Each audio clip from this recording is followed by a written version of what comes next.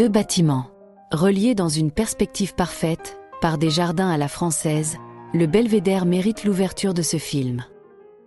Construit sous les ordres du prince Eugène de Savoie, stratège brillant, mécène passionné, il honore ses victoires contre l'Empire ottoman. C'est aussi le lieu où l'histoire bascule en 1955 lors de la signature du traité qui met fin à l'occupation d'après-guerre. L'Autriche retrouvant alors son indépendance. Il expose l'une des icônes de la peinture mondialement reconnue. C'est dans ce décor que le belvédère abrite de nombreux peintres.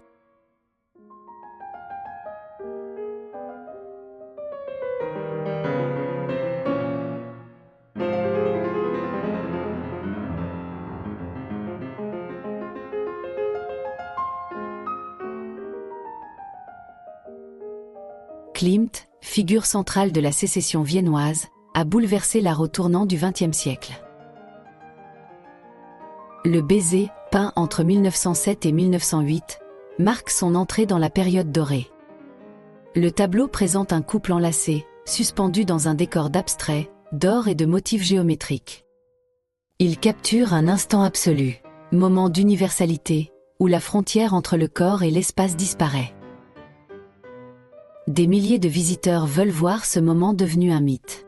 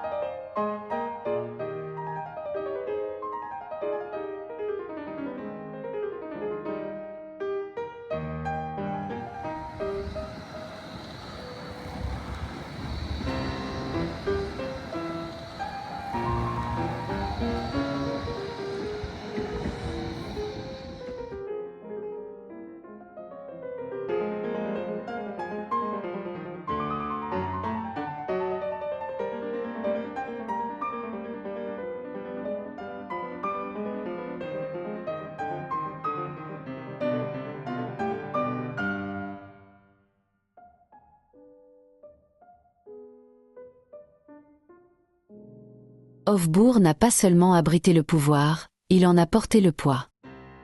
Pendant des siècles, ici, les décisions ont changé le destin de millions d'hommes et de femmes. Guerre, alliance, trahison, tout a commencé dans ces murs. Derrière la pierre et le faste, il y avait la peur, le doute, la solitude du pouvoir. Aujourd'hui, le silence a remplacé les hommes, mais le Hofburg se souvient toujours.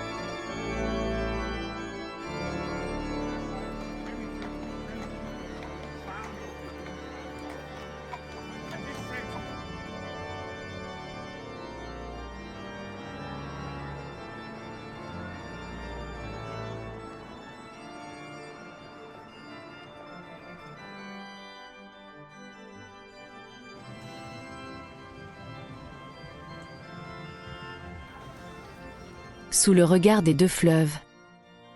La foule respectueuse de l'empereur François-Joseph pouvait redouter ce qui s'écrivait sur cette table et de ses décisions fêtées sur cette autre table.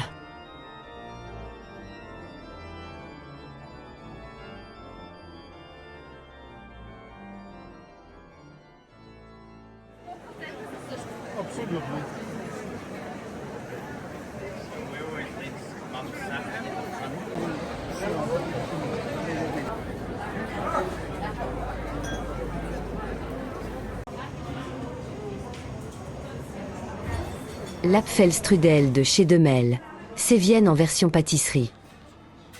Pâte ultra fine et tirée à la main. Pommes acidulées juste fondantes. Cannelle discrète, raisin, parfois une touche de chapelure beurrée pour l'équilibre. Rien de tapageur, tout est précision, légèreté, élégance impériale. Chez Demel, on ne mange pas un dessert, on goûte un héritage de la cour des Habsbourg, servi avec retenue et beaucoup de beurre.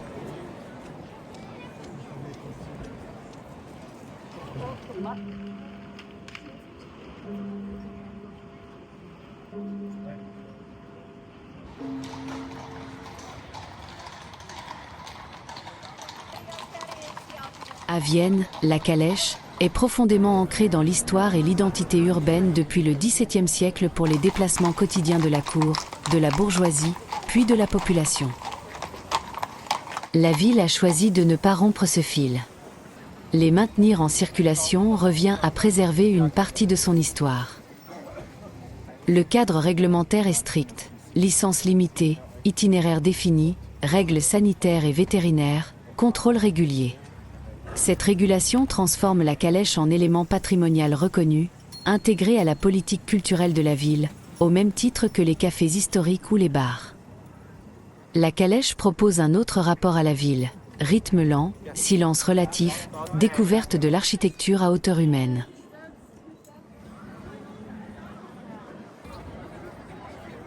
Structure gothique d'une précision remarquable, où chaque ligne conduit le regard vers la flèche. Réseau de pierres, d'arcs et de proportions maîtrisées, elle domine la ville. Verticalité gothique, repère visuel et spirituel depuis des siècles. La colonne de la peste, érigée après l'épidémie de 1679, pour remercier la ville d'avoir survécu. Tourbillonnante de nuages, d'anges et de symboles, elle transforme la peur de la peste en une mise en scène triomphale de la foi et du pouvoir.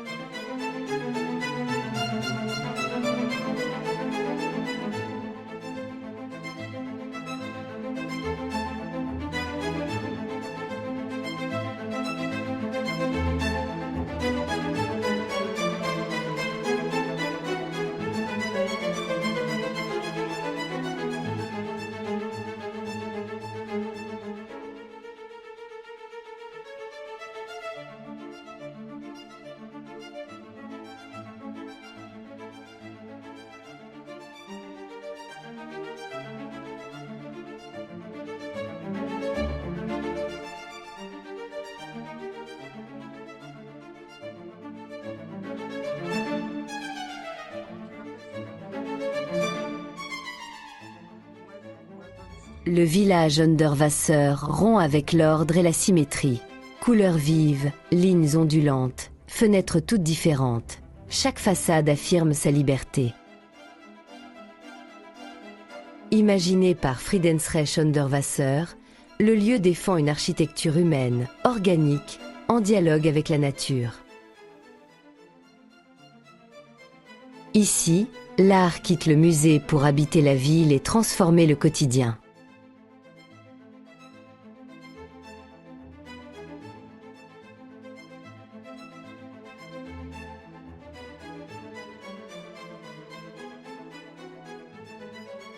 L'église Saint-Charles-Borromée impose sa grandeur baroque. Édifiée après l'épidémie de peste, elle incarne un vœu impérial devenu monument. Dôme majestueux, colonnes inspirées de l'Antiquité, symboles bibliques sculptés dans la pierre. Ici, foi, pouvoir et art ne font qu'un.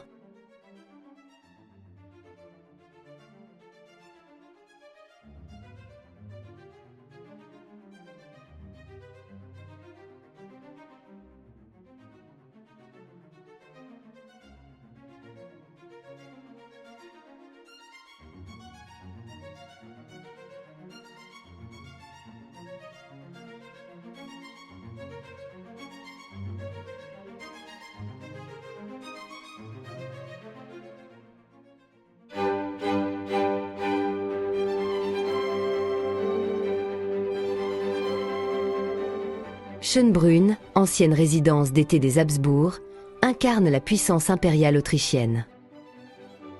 Derrière ces façades jaunes, des siècles de pouvoir, de musique et de diplomatie. Ici, Marie-Thérèse gouverne un empire. Mozart se produit enfant. Napoléon séjourne en conquérant. Jardin à la française, perspective monumentale, gloriette en ligne d'horizon. Schönbrunn transforme le pouvoir en décor.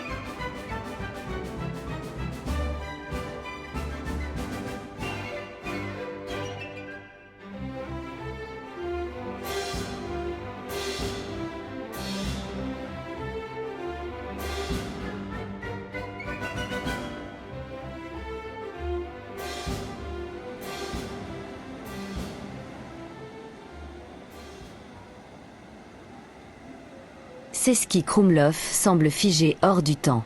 Lové dans un méandre de la Vltava, la ville déroule ruelles médiévales, toits rouges et façades Renaissance. Dominant l'ensemble, le château raconte les grandes familles de Bohême et l'influence des Habsbourg. Classé à l'UNESCO, Český Krumlov offre une miniature d'Europe centrale, intacte, presque irréelle.